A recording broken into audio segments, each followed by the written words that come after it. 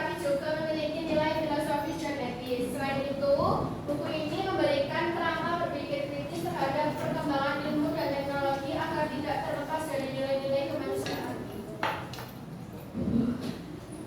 3. Kesimpulan bab 1 yaitu bab ini menjelaskan bahwa mengikuti perkembangan ilmu secara otomatis tanpa refleksi bisa menimbulkan bahaya. Ilmu yang terpisah dari nilai budaya dan etika dapat berdampak negatif bagi masyarakat. Oleh karena itu, pentingnya ilmu bagi pengetahuan untuk tetap berlandaskan pada nilai-nilai dan juga kebermanfaatannya. Yang kedua yaitu manusia adalah makhluk yang memiliki kemampuan berpikir, merasakan, dan bertindak. Kemampuan inilah yang menjadikan sebagai subjek reflektif yang mampu memahami makna eksistensinya. Dari kesadaran inilah muncul pertanyaan-pertanyaan filosofis yang menjadi dasar lahirnya filsafat. Dengan akal rasa kehendaknya, manusia mampu membangun pemahaman terhadap dunia dan dirinya sendiri. Ketiga yaitu pengetahuan tidak serta-merta hadir dalam diri manusia, tetapi diperoleh melalui pemahaman yang mendalam dan pertanyaan filosofis.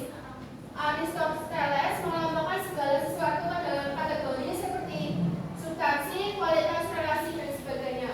Pemahaman terhadap suatu objek tidak bisa disederhanakan, melainkan perlu dianalisis mendalam agar tidak salah. Yang keempat yaitu dalam konteks filsafat ilmu, istilah ilmu dan pengetahuan memiliki makna yang berbeda. Ilmu biasanya merujuk pada pengetahuan yang tersusun secara sistematis, sedangkan pengetahuan memiliki cakupan yang lebih luas, termasuk pengalaman sehari-hari. Penggunaan istilah secara tepat sangat penting untuk menghindari kekeliruan dalam pemahaman.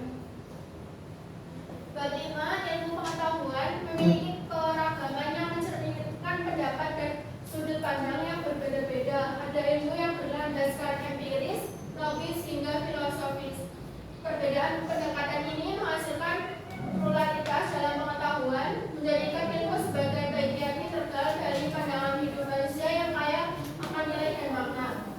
Bab 6 yaitu ilmu pengetahuan tidak hanya dipahami sebagai kumpulan informasi, tetapi sebagai pemahaman yang menyeluruh terhadap substansi dan esensi suatu hal. Pendapatan intuitif dan rasional menjadi dua cara utama dalam memahami hakikat ilmu. Aristoteles membagi substansi menjadi primer dan sekunder yang membantu manusia memahami inti dari segala sesuatu. Yang terakhir, bab 7, bab ini menegaskan bahwa ilmu itu harus terintegrasi dengan nilai-nilai moral dan spiritual. Tanpa nilai, ilmu bisa digunakan secara destruktif dan merugikan masyarakat. Filsafat ilmu memberikan kerangka etis dan filosofis yang menjaga agar ilmu tetap berada pada jalur yang bermanfaat bagi kemanusiaan dan peradaban. Yang kedua ada sifat evaluatif yaitu kelebihan buku. Buku ini memiliki banyak kelebihan, antara lain yaitu pembahasannya yang mendalam dan juga sistematis dan cocok untuk perguruan tinggi serta ditulis oleh seseorang yang berpengalaman.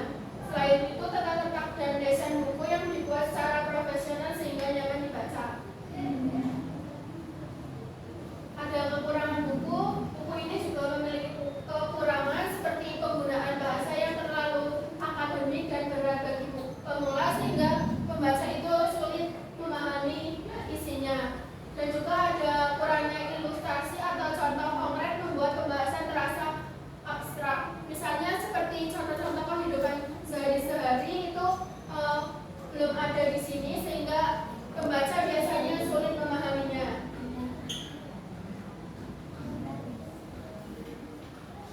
Yaitu fokus yang terlalu kuat pada teori juga bisa menjadi hambatan bagi pembaca yang mencari penerapan praktis. Komentarnya yaitu buku filsafat ilmu pengetahuan karya Dr. Suparlan Suhardono. Secara keseluruhan buku ini sangat baik untuk memperdalam pemahaman tentang filsafat ilmu.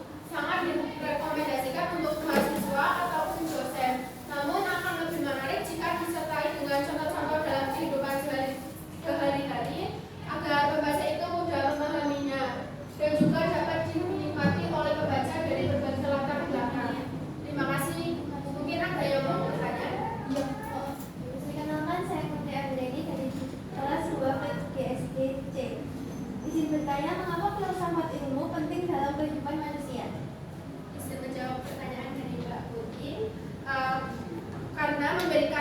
dan juga makna bagi perkembangan ilmu, juga membantu manusia memahami realitas secara lebih mendalam dan juga menjaga kesalahpahaman mengenai pengetahuan ilmu. Ada yang mau ditanyakan lagi? Saya Aulia Rahmadani, izin bertanya, apa tujuan utama dari penulisan buku ini? Terima kasih. Izin menjawab pertanyaan dari Mbak Aulia. Tujuannya itu membahas hakikat, objek, dan juga tujuan ilmu pengetahuan, dan menunjukkan bahwa ilmu itu tidak hanya bersifat teknis dan praktis, dan juga mendorong manusia agar juga berpikiran kritis dan juga lebih. Sekian dari saya. Wassalamualaikum.